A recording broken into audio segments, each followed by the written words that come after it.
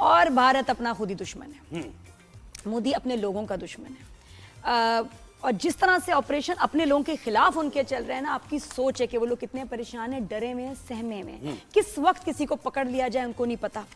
और अब तो सिर्फ मुसलमानों की बात नहीं, जो हिंदू भी हैं, जो थोड़े से समझदार, अपना कुछ बोलना चाहते हैं, सही बात करना चाहते हैं, उनको भी नहीं छोड़ा मोदी।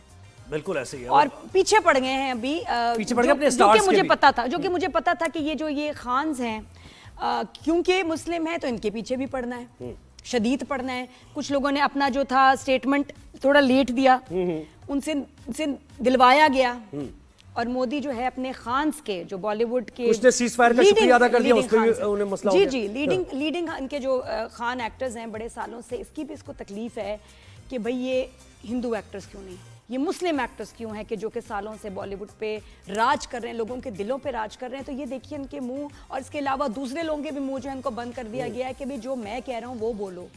बहुत सख्त स्टेटमेंट्स दो पाकिस्तान के खिलाफ, और कुछ एक्टर्स जो एग्जैक्टली वैसा नहीं बोलना चाहते तो उनको हरास किया जा रहा है। न्यूट्रल रहना चाहते हैं। जी जी, उनको हरास किया जा रहा है, उनकी फैमिलीज को हरास किया जा रहा है। और स्टार्टिंग विद आमिर खान, जिसकी फिल्म अभी इनकी तारे ज़मीं पे 2 रिलीज होने वाली, उसका ट्रेलर आया और इतनी शदीद उसके खिलाफ ट्रोलिंग शुरू हो गई। एक तो ये कि हाँ, उसका प्रोमो जो टीजर रिलीज हुआ तो वो film champion, international film champion का छापा है, चलो एक बात।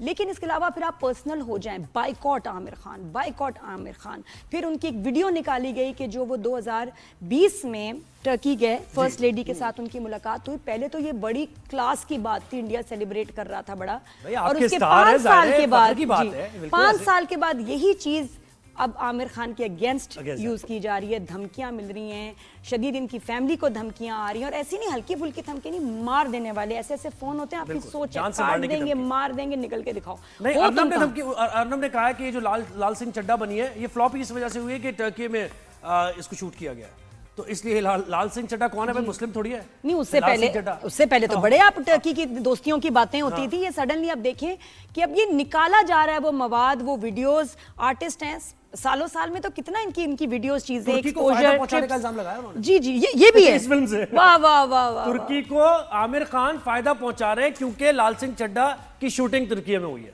जी बिल्कुल, और हरास करने वाली बात है। सैफ अली खान ने तो अभी कतर में ही घर ले लिया, उसने कहा मैं निकलूं, जान बचाए। जी जी, कि उनको पता है कि और बड़े प्रेशर्स हैं, आपकी सोच है। सलमान खान का अभी मैं आपको इस वक्त बताऊं कि उसके घर के आगे एक बुलेट प्रूफ उन्होंने जो है ना सिस्टम लगा दिया है।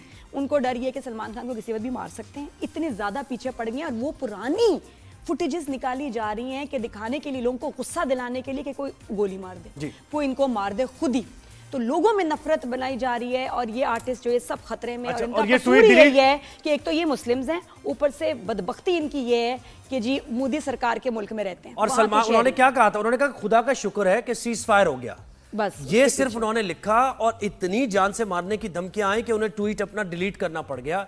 और वो डिलीट करके भी ज़ाहिर धमकियों का सिलसिला नहीं रुकाया, उनको बॉयकॉट उनको किया जा रहा है, उनकी जान से, और वो निकलेंगे अपनी जान बचाने के लिए। इंसान फिर करता है जो कुछ उसे करना होता है, कि अब एक हद तक है ना, वो अपने हुब्बुल वतनी का सर्टिफिकेट वो अगर एक एक बंदे से लेने जाएंगे तो फिर मतलब फिर और अभी तो शाहरुख खान की भी बारी आनी। Shahrukh Khan was very pro Pakistani, ये शोज भी करते थे तो उसमें पाकिस्तानी आर्टिस्ट को बुलवाते थे। इसमें इनकी वीडियोस भी हैं, हुमायूं सईद के साथ डांस कर रहे हैं, रीमा के साथ परफॉर्मेंसेस चल रही हैं, वीर ज़ारा के दिनों में खास तौर पे।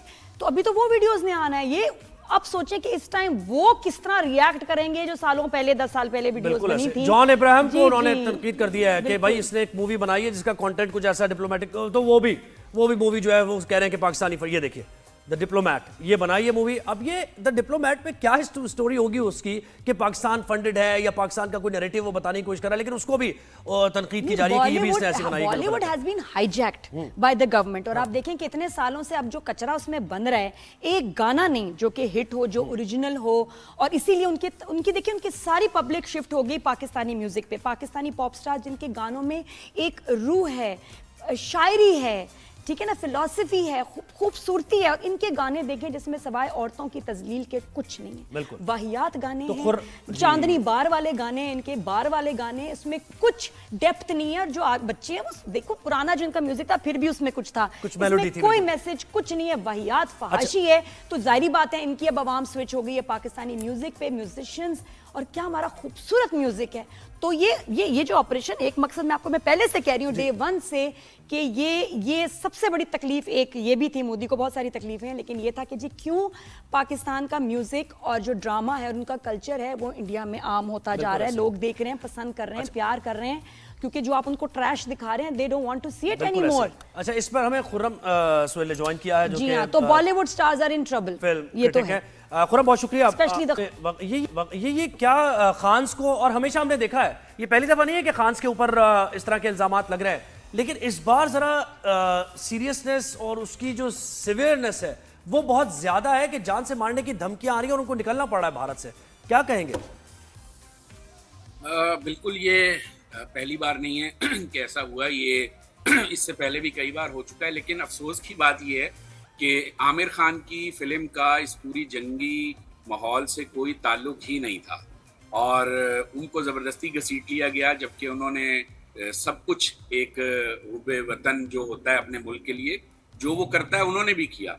लेकिन चूंकि वो मुसलमान हैं तो शायद इसकी सज़ा उनको दी जा रही है। और इल्ज़ाम ये है कि आपने लेट मैसेज किया अपने ऑफिशियल पेजेस से और अब उनकी फिल्म के पीछे पड़ गए। अच्छा, इस फिल्म का मैं बता दूं कि ये ठीक है, आमिर खान की फिल्म है तारे ज़मीन पर, हमें याद है इसका जो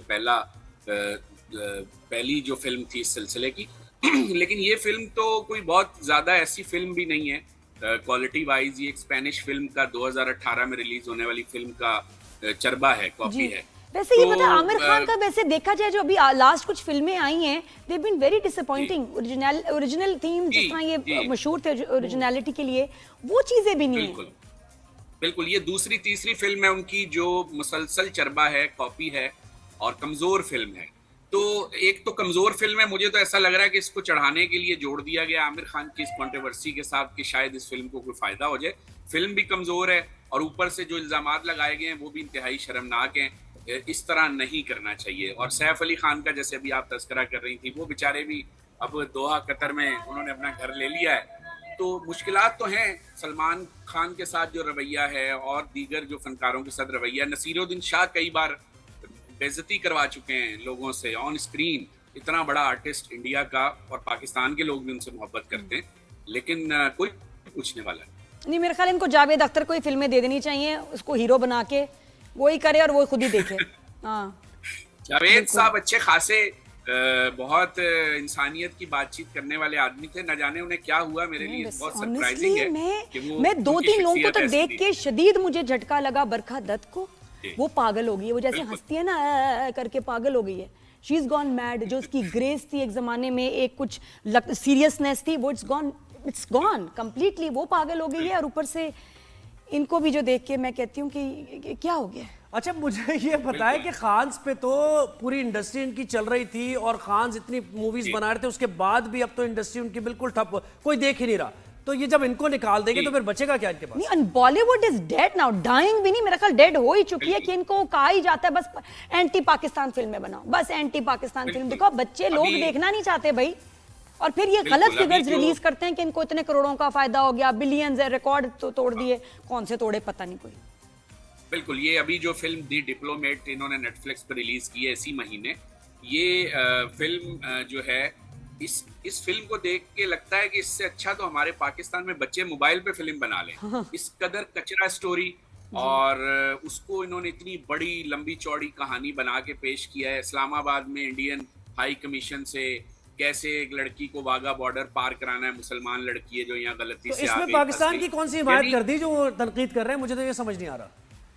नहीं, उसमें इस फिल्म की तनकीद नहीं हो रही।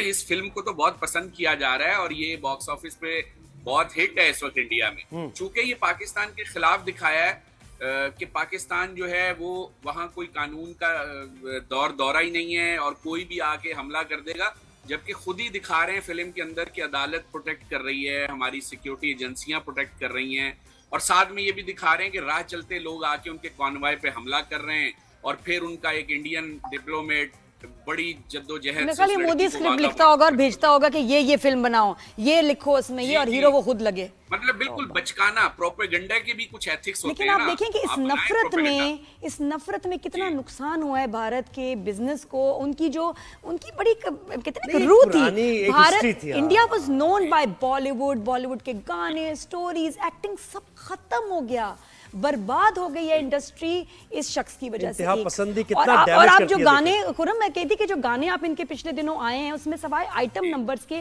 और इतने वाहियात अल्फाज हैं, कोई शायरी नहीं है, बस गंद है कि वो जो है इनके बार्स में चल जाएं और कहीं ना चलें, किसी की गाड़ी में नहीं, किसी के घर में नहीं। इसके अलावा ये इन्हें सिर्फ पूरी बार्स दुनिया के लिए में- गाने बना रहे हैं।